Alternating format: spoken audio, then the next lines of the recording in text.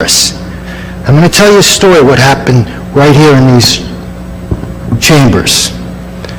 A year ago, we had Mr. Duhamel and everybody else saying that I was disrespecting the chamber. Remember that? So one night I'm sitting here in the cheap seats, and sitting next to me is Pat Douglas. And Pat and I get into a little discussion. She's not so tough when she can't say point of personal privilege, which anybody who served with her and didn't call her on that should be embarrassed. She had no right to give those long, paranoid speeches. It's not what it's used for. If you don't know what it is, point of personal privilege, you should look it up. But she abused it, and everybody was scared of her. Down here, she couldn't say that. Now, our conversation basically had to do with her intellect, which I think is, she's got below average intelligence, and I'd let her know that.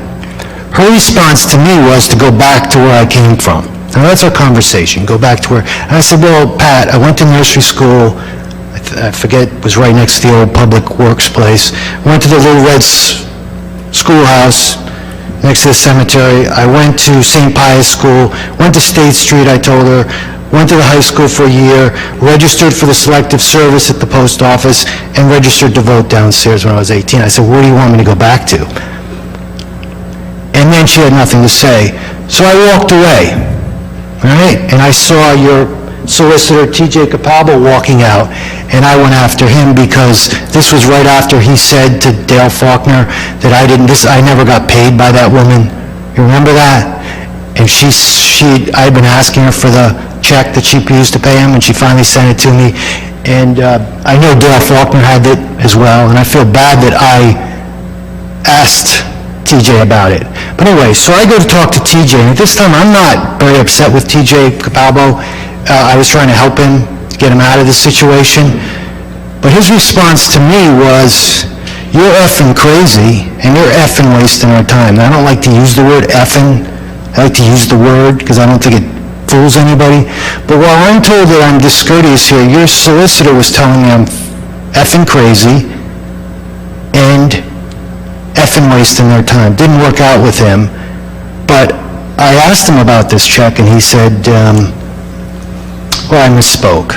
But anyway, it's not about him, but it's about just getting our priorities straight. You're criticizing me, and you have your solicitor saying that to me. Now, that's not the point. The point is that while we were talking a good 10 or 15 minutes, there was two police officers behind us. You remember last winter, the police were always here. I don't know who called them, but they were always here. One would stand back there, and the other would circle around and come back. Whole time, standing about this far from us for about 10 or 15 minutes.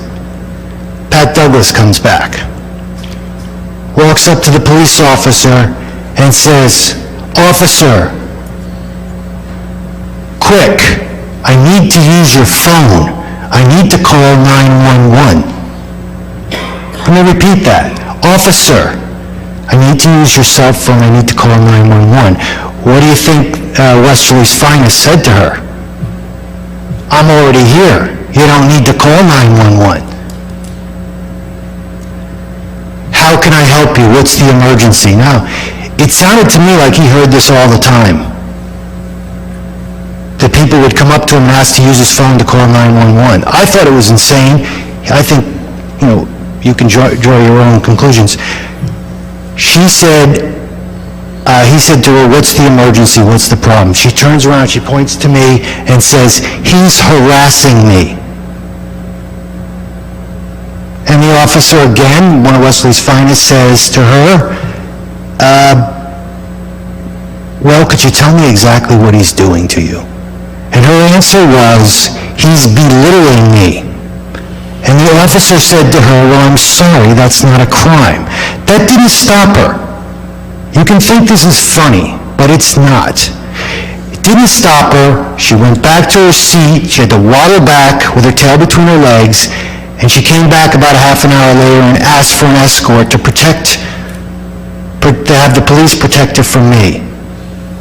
And then, from what I hear, she went down the next day to the Wesley Police Department trying to get a restraining order, and also, what I understand, and I can be corrected if I'm wrong, that she was complaining about the police officer. Now, to get to that point where you're willing to put somebody in jail because they belittle you is dangerous in my opinion, and that's happened because people have let those type of people in this town get away without saying anything. I haven't been here through her tenure, but I hear that this is something she did often, and she's not the only one that tried to put me in jail for talking last year. Diana Sarah did the same thing.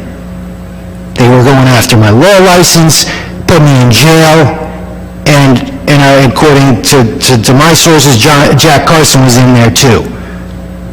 You know, those are the rumors, part of that. I know at the task force hearings, all they talked about. Pat Douglas also filed a grievance against me with the Bar Association. That's dangerous. And we let this stuff happen. The town has let these people get away with it, and there's more of them. And you know who they are, we all know who they are, and they've gotten away with this stuff because nobody says anything. And I'm asking you people because I know that all of you are smart enough. But you can't let these people get away with this. You might dislike what I have to say, but I don't need to be arrested for what I say. That's Nazism, that's fascism, and it shouldn't be tolerated in this town. But that's the type of woman she is.